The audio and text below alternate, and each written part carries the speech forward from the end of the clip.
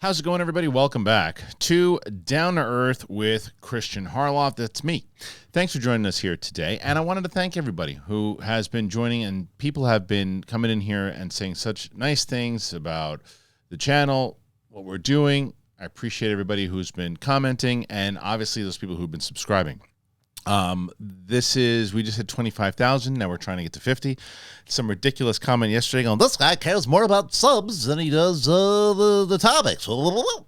If I don't have the people in here to continue to talking, we can't get the word out more. The mainstream media is not covering this thing all the time. Now, recently, you had NBC covering it on the internet, which is great. It's big coverage, but you don't get it on the mainstream news. And it is important for more people to keep talking about it. It is for more people to be aware of it. So the more people that hit that button, that's more people, because every time the way the algorithm works is that when you guys are watching it, you get notified, you click the like button, you click the comment button, and you start talking about it on this channel, more people start seeing it. Well, what the hell's that? UFO, UAP, what does that mean? What is that? What's going on now?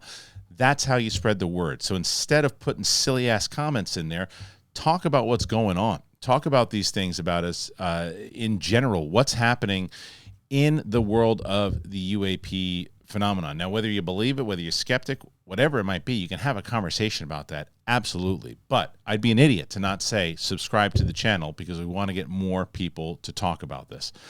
That being said, I saw something recently today, that I said, well, that's something we got to talk about. And check this out. All right, props to the Disclosure Party Twitter account who posts this. Declassified documents from the Inspector General contradict previous DOD statements and reveal deliberate efforts to obstruct FOIA requests, adding to the growing body of evidence for widespread Pentagon misconduct. They're saying Congress must take action. Now, here's the actual letter itself. Jeff, thanks for reaching out. Megan is correct. From a public affairs perspective, all media inquiries on UAPs go to DOD Public Affairs. Sue Go, keeping me in the loop as we coordinate closely. To date, we have not authorized any media interviews on the subject. Make no comment. The nuance of all this are such that any deviations from the statements that DOD make result in multiple news stories and additional FOIA requests at various levels. If we need to, we'll coordinate with you on specific responses depending on the questions asked. Also, generally speaking, we let the normal FOIA process work as it is supposed to, but we have been requesting that FOIA offices coordinate with us on UAP-focused FOIA responses before they hit reply, so that new terms, language, etc. aren't introduced that complicate the overall messaging efforts. Additionally, there is now a security classification guidance document at the secret level that addresses the UAP issue and what may or may not be discussed publicly. Happy to get to that to you if you see the need. Any questions, feel free to call me. Regards, Joe Gradisher, Captain, U.S. Naval Retired.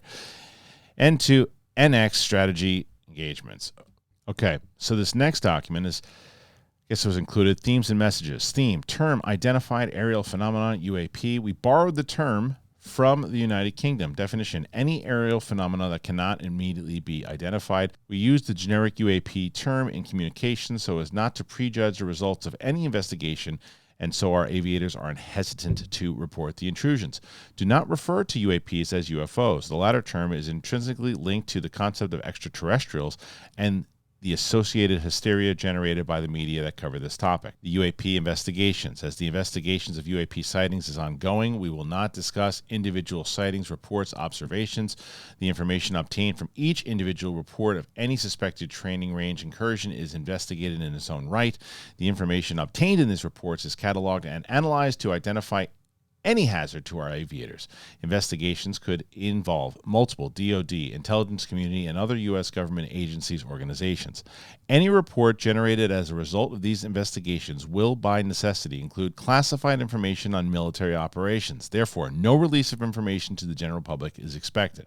An interagency task force led by Navy is charged with investigating these intrusions to gain knowledge and insight into the nature and origins of UAPs, as well as their operations, capabilities, performance, and/or signatures. The mission of the task force is to detect, analyze, catalog, consolidate, and exploit non-traditional aerospace vehicles, UAPs, posing an operational threat to U.S. national security and avoid strategic surprise. The theme of classification levels of UAP information. The Naval Intelligence Activity has published a security classification guidance to protect the integrity of the investigations. Information obtained in whatever form and from whatever source involving UAPs is classified.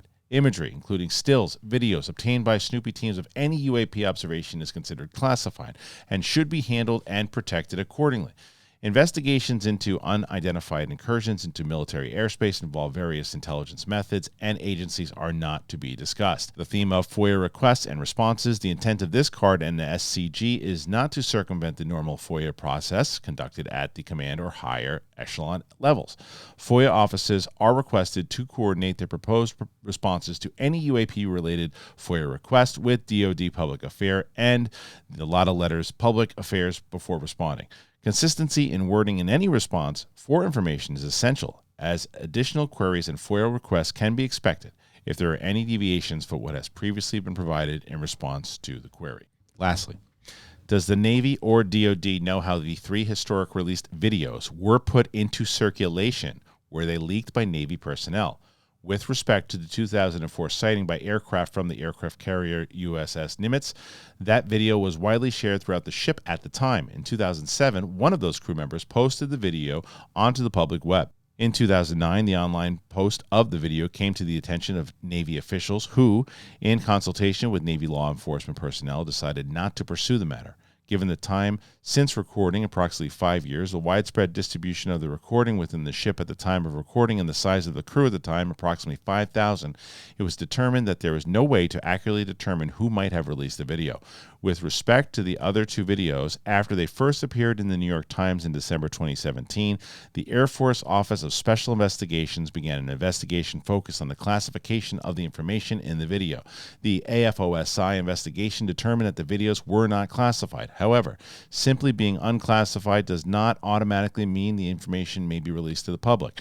An OSD internal review, not a formal investigation, determined that while a request had been submitted in August 2017 to the Defense Office of the Pre-Publication and Security Review for release of the videos to the government and industry partners for research purposes, DOPSR did not grant final approval for the videos to be released to the general public. All right, so let me say this. This was, again, the tweet I saw came from the Disclosure Party Twitter account, and it looks like this came from a Reddit thread.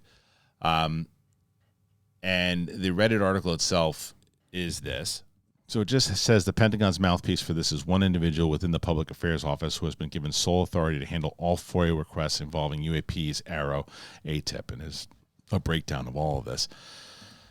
So this, again, was leaked on, or not leaked, but it was posted on Reddit, and it's not being covered, as I mentioned in the beginning of this. I assume, and again, I don't know, I haven't seen a lot of the bigger outlets covering this. Maybe they will, maybe they're not, and I don't mean what I'm always bitching about with the major news outlets. Obviously, they're not going to cover it, but I haven't seen a post from like Skyfire News. I haven't seen the UFO Joe post it. I haven't seen Mike Colangelo post it. Those they post like they're always. That's usually when I'm looking and saying, okay, they have their finger on the pulse of this thing too, and I don't see them covering this yet. I think this is a major story. I think this is this is essentially, even if it's like when you see, well, who leaked that 2017 is what blew the lid off this thing of everybody kind of talking about it, going, wait a minute. I remember that was the first time I had seen something going, wait, this is potentially UFOs are real, and the idea that they have that with the language of the UFO, the UAP, all of that, and that.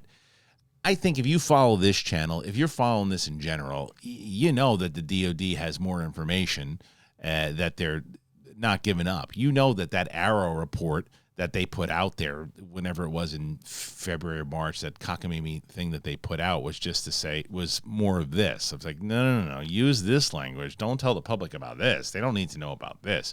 Now, in this report, not once does it say that it is guaranteed. They're mentioning reverse engineering. They're not mentioning confirmation of NHI. There's none of that.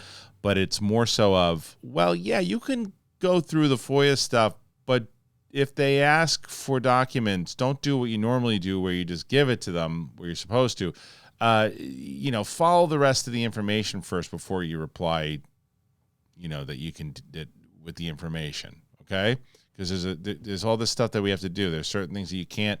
You've got to go through a system here because there's stuff that they don't want out there. There's other things. And what I would tell anybody who is a doubter of this is that and as I've mentioned, as many people who are involved in talking about this all the time mention, I don't think that this is a matter of saying, hey, alien life, NHI, any of that. You can have your theories about that, and that's another conversation. But I think that it is clear to say in a document like this that there's information out there that they're keeping from the public for reasons, as they say many times in this document. Public shouldn't know about that. We don't need the public to know about that. And your argument against that could be, well, yeah, it's classified documents, that national security. But the question is, how often are they going to say the national security excuse? And I'm not telling you that that's not valid in a lot of circumstances when it comes to certain information and certain things that shouldn't be released because of that. But how many times do they use that? Well, we can't because of national security. We can't because of national security. Well, those videos weren't supposed to come out. Even though they weren't classified, they weren't supposed to come out because of this, and this. But they did because there were so many different crew members they couldn't figure out who released it. That makes me hopeful in the fact that maybe someone reads that and goes, okay, I was a member of this particular battalion that we have footage of this, and there's a lot of us.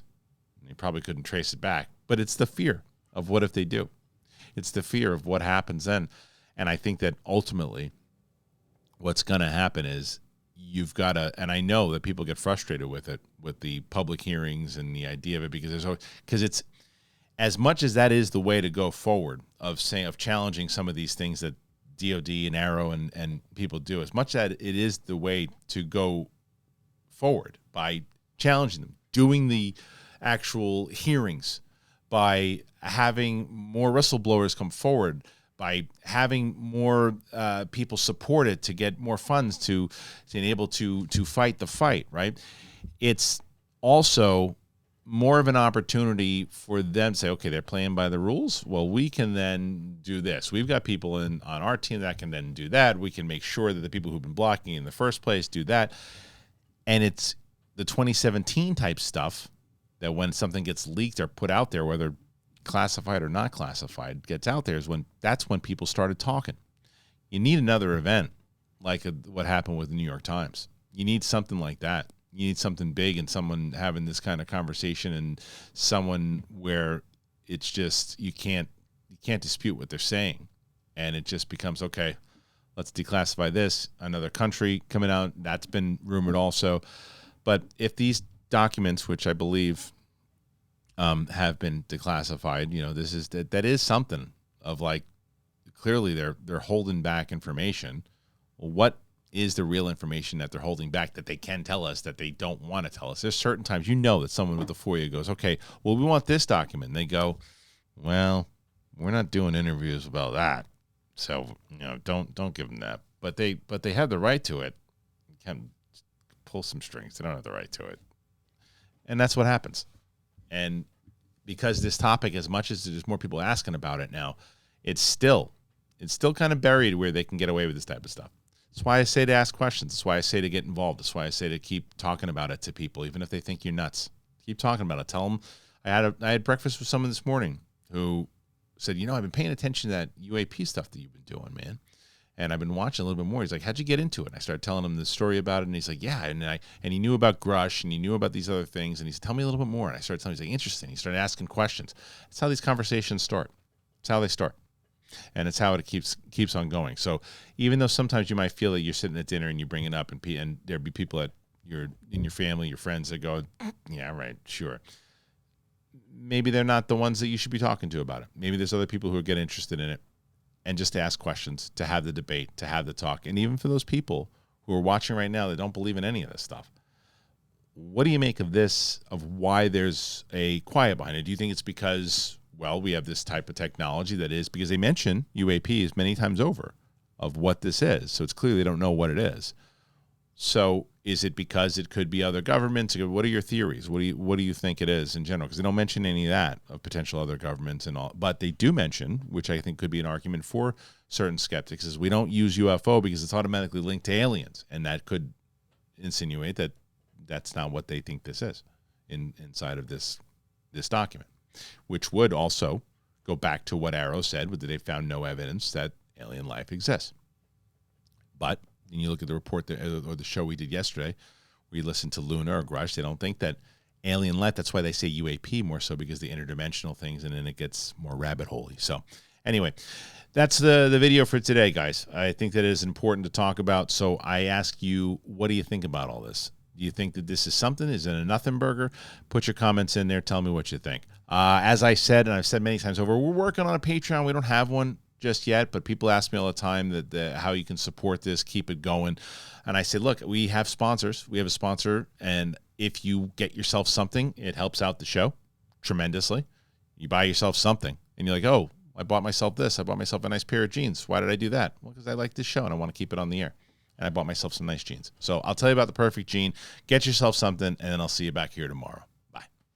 The other day, my wife walked in. She said, whoa, where do those jeans come from? Those are amazing. Those are nice. I said, that's right. It's the perfect jean, baby. Love the perfect jean. Perfect jean makes great looking, perfect fitting jeans, and they're stretchy, and they're nice, and they hug your assets in the perfect place. They really do. It's got special denim fabric. It's very soft. It's really great. I've been wearing these, and it's super comfortable, and they look good. And that's what I needed, and I got it. Trust us when we say these really are the perfect jeans, because once you try them, you're never going to go back. For a limited time only, my listeners are going to get 15% off their first order plus free shipping. We got to go to theperfectjean.nyc or Google The Perfect Jean and use the code DTE for 15% off. I love it. I put them on, and I was curious at first because they were like, stretchy jeans, do those work? And they do. They feel super comfortable. They look good, and I like wearing them. Super stretchy and great. I felt good, man. Felt good wearing them, and I can move around in them, and I like that. They fit great. Make sure you go to theperfectjean.nyc and use that code DTE. 15% off. Get it.